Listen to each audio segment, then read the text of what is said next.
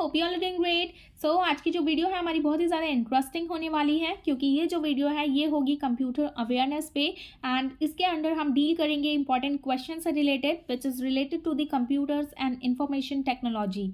Okay, and ये जो video है ये बहुत ही ज़्यादा इंपॉर्टेंट होने वाली है हमारे एग्जाम पर्सपेक्टिव से भी, एंड इसके अंडर जो भी इंपॉर्टेंट क्वेश्चंस होंगे वो सारे ही एग्जाम से रिलेटेड होंगे, एंड जो भी ऑलरेडी पूछे जा चुके हैं एंड अपकमिंग एग्जाम्स में चांसेस हैं उनके आने की, तो इस वीडियो में आज हम उनके बारे में बात करेंगे। एंड ये जो टॉपिक है एंड ये जो वीडियो है ये रिलेटेड है कंप्यूटर्स एंड इंफॉर्मेशन टेक्नोलॉजी से। Okay, so without any further ado let's start with the topic.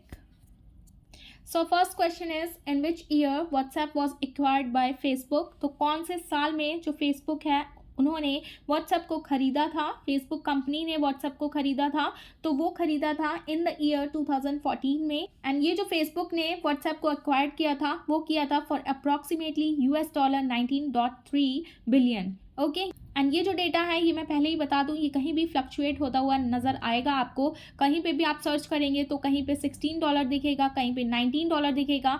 तो ये एग्जैक्ट क्या डेटा है, तो ये जो डेटा है ये आप एक बार चेक कर लीजिएगा। ओके, फेसबुक ने खरीदा है व्हाट्सएप को, and currently WhatsApp has a user base of over 1 billion. तो ऑल ओवर वर्ल्ड में इसके जो यूज़र्स हैं वो टोटल 1 बिलियन से भी अबव हैं। Okay, so just remember this point. 2014 में फेसबुक ने एक्वायर्ड किया था व्हाट्सएप को। ओके, परचेज किया था उसे। Now next question is monitors, printers, disk drives, keyboard, mouse are included in which categories? तो ये कौन सी categories में include होती हैं? तो ये include होती हैं hardware में। Okay, these are all the category of hardware. Okay, monitors, printers, disk drives, keyboard, mouse are hardware devices. तो जैसा कि आपको पता ही होगा कि हार्डवेयर डिवाइसेस जो होते हैं वो रेफर करते हैं फिजिकल कंपोनेंट्स को, एंड यहाँ पे आपको पता होना चाहिए what is the meaning of physical components. तो इसका सिंपली मीन्स अगर मैं बताऊं physical components that can be seen और touched are called hardware of the computer, और you can say that physical components. Okay, तो ये सारे आउटर पार्ट्स होते हैं जिसे हम देख और उसको टच करके फील कर सकते हैं। तो आप याद रखिएगा, अब कंफ्यूजन नहीं होनी चाहिए आपको। फिजिकल कंपोनेंट्स एंड हार्डवेयर ये दोनों सेम ही होते हैं। ओके, तो यहाँ पे एक बात और ये आप देख लीजिए, computer hardware is any physical device used in और with your machine, whereas software is a collection of code installed on to a computers device, hard device. Okay, ये आपको पता होना चाहिए इन दोनों में डिफरेंस क्या होता है हार्डवेयर एंड सॉफ्टवेयर में। हार्डवेयर वो चीज़ होती हैं जिसे हम फील कर सकते हैं, टच कर सकते हैं, जो भी कंप्यूटर के जो पार्ट्स होते हैं, एंड सॉफ्टवेयर वो चीज़ होती है जिन्हें हम टच नहीं कर सकते ना तो फील कर सकते हैं। इसके एग्जाम्पल्स हो सकते हैं applications, scripts and programs that run on a device, जो कि डिवाइस के अंदर होती हैं सारी चीज़ें। It can be thought of as the variable parts of the computer while the hardware is the invariable part of the computer. Okay, ये दोनों डिफरेंसेस आप याद रखिएगा। तो आप याद रखिएगा ये सारी चीज़ें। Okay, now next question is the performance of a hard drive or the other storage device, meaning how long it takes to locate a file is called। तो जो भी जैसे कि हम किसी भी फाइल तक पहुंचते हैं या कोई भी स्टोरेज की हमें इंफॉर्मेशन चाहिए होती है कि वो कहाँ है, तो उसको हमें लाने के लिए, तो उसको हमें एक्सेस करने के लिए ये पूछ रहा है उस प्रोसेस को क्या कहते हैं। कोई भी हम जैसे हार्ड ड्राइव हो गया या कोई भी अदर स्टोरेज डिवाइसेस होते हैं, तो वो कितना टाइम लेते हैं अगर हमें उस फाइल्स को ढूंढना है, तो उसको उस टाइम को कहते हैं एक्सेस टाइम।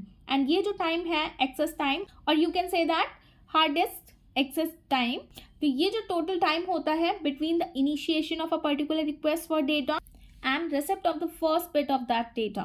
ओके, तो ये पूरा बेसिकली डिपेंड करता है कि आपने उस फाइल को कब उसको लोकेट किया है, कब इनिशिएट किया है उसकी लोकेशन, एंड वो कब कितनी देर में ओपन किया है, ये टोटल उसको कहते हैं access time.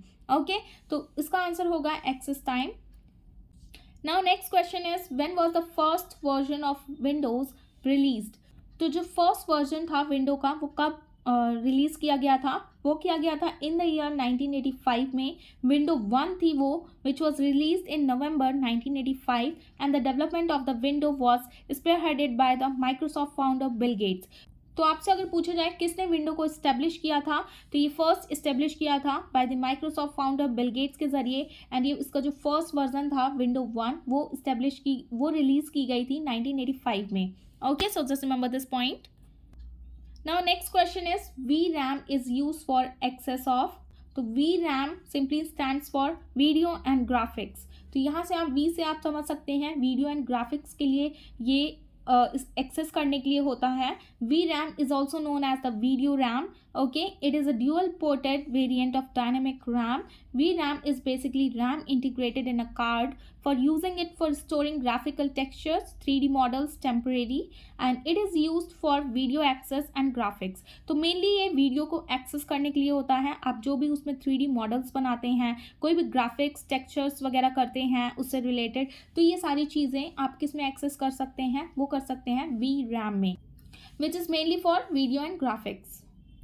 Now next question is, अगर आपको ऐसे टर्म्स दिखाई दिए panther 10.3, Jaguar 10.2, Puma 10.1 and Cheetah 10.0 are example of what kind of operating system. तो ये आपको पता तो चल गया ही है कि ऑपरेटिंग सिस्टम के ये टाइप्स हैं। ये है Mac OS, these are the names of Mac operating systems. Okay, यहाँ पे अदर कुछ मैक ऑपरेटिंग सिस्टम्स के नेम भी हैं, यहाँ पे आप देख सकते हैं beta, public beta, Cheetah, Puma, Jaguar, जैसे कि मैंने आपको बताया पैंथर भी है इसमें, लेपर्ड भी है, माउंटेन लायंस, कैटलीना।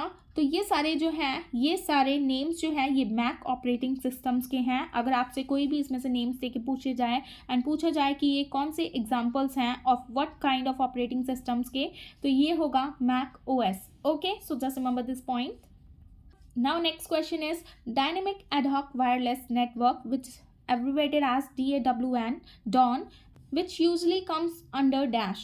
तो ये जो डायनेमिक एडहॉक वायरलेस नेटवर्क है ये आता है अंडर 5G के। तो ये एक वायरलेस नेटवर्क है जो कि 5G के अंडर आता है। एंड ये जो DAWN है, डायनेमिक एडहॉक वायरलेस नेटवर्क जो है, ये एक वायरलेस नेटवर्क प्रोजेक्ट है which is developing a general theory of complex and dynamic wireless communication network and it comes under 5G। ये mainly communications वगैरह के लिए है और भी चीज़ों के लिए हैं। तो ये wireless dynamic ad hoc wireless network है जो कि 5G नेटवर्क के अंडर आता है। Okay, so just remember this point. And आपसे ये फुल फॉर्म के बारे में भी पूछा जा सकता है DAWN की, तो आप याद रखिएगा।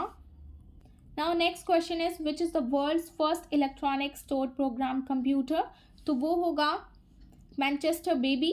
मैनचेस्टर बेबी जो है वो वर्ल्ड का पहला इलेक्ट्रॉनिक स्टोर प्रोग्राम कंप्यूटर है जो कि बनाया गया है at Victoria University of Manchester by Frederick C. Williams. तो ये जो है ये आप याद रखिएगा, ये वर्ल्ड का पहला इलेक्ट्रॉनिक स्टोर प्रोग्राम कंप्यूटर है जिसका नेम है मैनचेस्टर बेबी एंड इसको बनाया गया है at Victoria University of Manchester by Frederick C. Williams. Okay, and ये जो यूनिवर्सिटी है विक्टोरिया यूनिवर्सिटी, ये सिचुएटेड है इंग्लैंड में।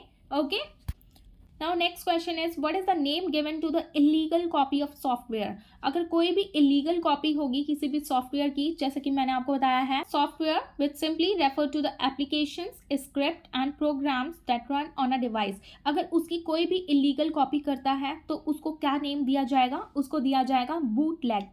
ये आप याद रखिएगा, bootleg is the name given to the illegal copy of the software.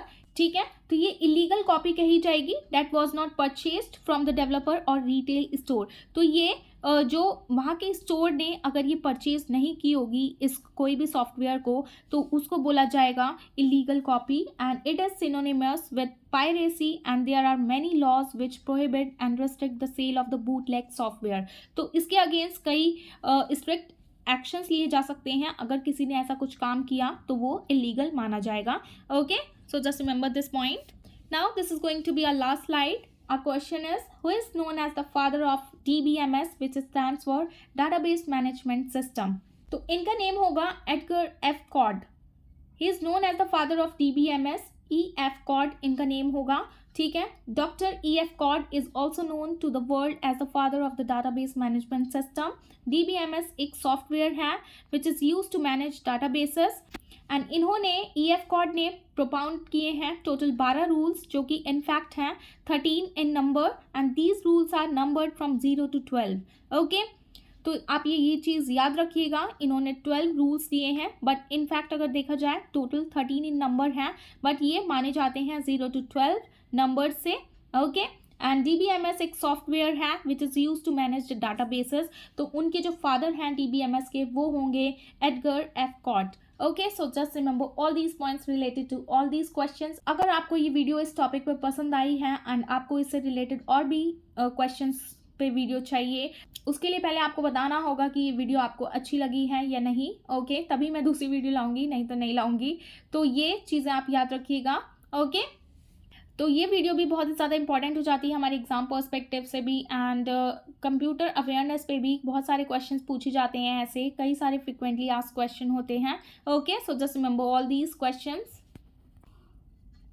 So this is the end of a topic, and I hope you found this video informative, and if you found this video informative, please give it a thumbs up, and for more informative videos please like, share and subscribe to my channel, which is Shivi Study Education. And thanks for watching. Bye bye, take care, I'll see you in the next one.